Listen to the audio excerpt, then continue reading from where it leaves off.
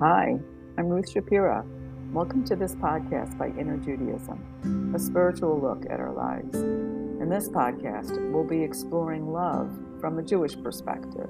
Yeah, there's a Jewish perspective on love, or at least a spiritual one. I hope that I will be able to share some teachings with you and give you a small window to a new way of thinking about the complicated subject of love and God. And just a note, the translations of the Hebrew texts are my own. First, find a comfortable place for yourself to sit where you won't be interrupted. Turn off or tune out other distractions, but turn on that portion of your brain that's going to be open to new ideas and different ways of thinking. Ready? First, I'll lead you into a very brief meditation so that we can get into the present moment. So get comfortable, feel that your back is supported, place your arms in a comfortable position, and if you choose, close your eyes or gaze down. And slowly draw yourself into the present moment, letting all thoughts slowly fade. Just release all thoughts from your mind and begin to notice the evenness of your breath. Inhale slowly and exhale slowly, evening out your breath each time. Ready? Okay then. In the Hebrew Bible, in Deuteronomy, Devarim chapter 6, verse 5, we are told, V'ahavta et Adonai Elohecha b'chol levavcha uv'chol nafshecha uv'chol ma'odecha. And love Hashem, your God, with all your heart and with your entire being and with all your resources, which is known by so many of us as the third line of the Shema. So I translated this as and love Hashem. At first, it might seem like a command because that's how most translations make it appear. It's often translated as you shall love your God with all your heart. But if that's so, how can we understand the idea of being commanded to love? Love is such an incredible, special feeling, and doesn't love naturally grow from a relationship? Isn't it something that would just occur? After all, in the Aseret HaDibrot, the 10 sayings, commonly translated as the 10 Commandments, we're not even commanded to love our parents, but to honor them. Okay, so how can we love, even more so, what seems to be an abstraction? Love itself is an intangible, so how can we make sense of this? How do we understand things that seem to exist solely in our minds and hearts? It's difficult to do, even when there are times when we might have a surer sense of God even than other things in our lives. It's just something we know on a deep level.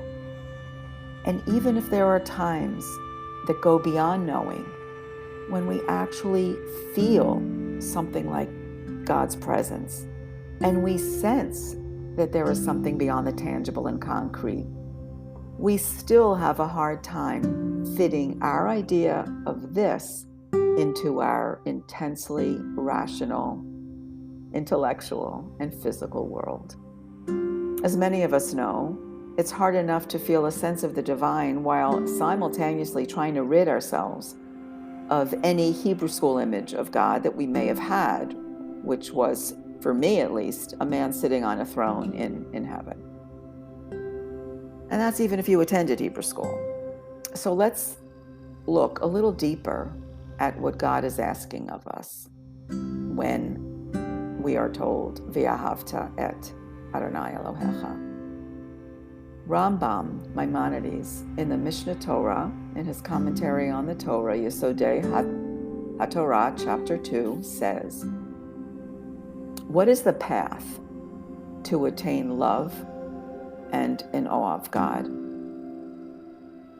When a person meditates on God's wondrous and great deeds and creations, and has gratitude for God's infinite wisdom that surpasses all comparison.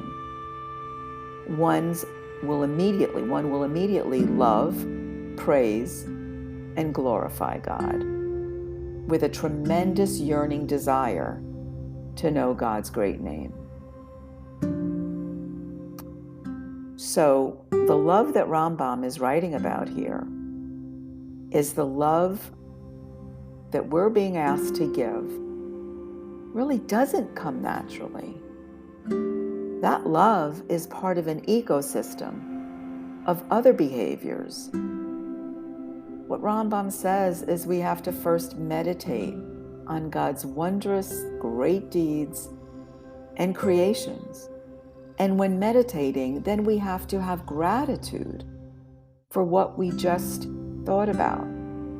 And then in thinking about the infinite wisdom that we can't even comprehend, only then will we feel a yearning with love to know God's great name.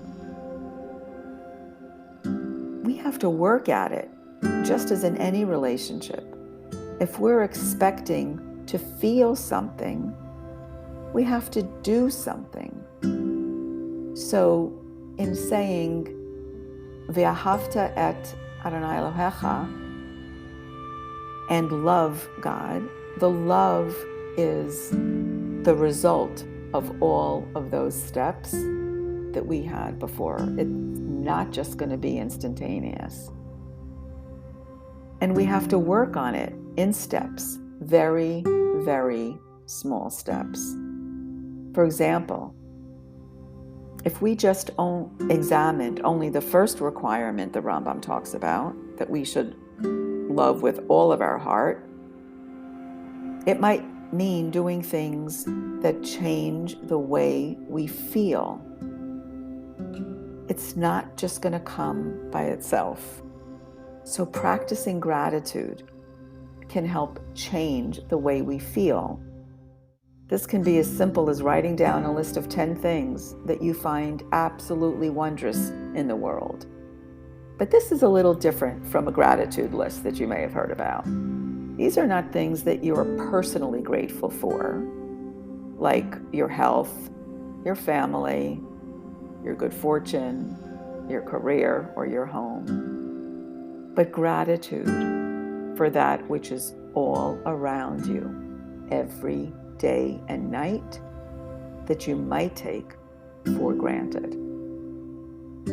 Like the fact that plants instinctively reach for the sun, or that the moon changes over a period of a month in predictable phases while the sun has an everlasting shine, or that our lives have a certain rhythm with morning and afternoon and evening.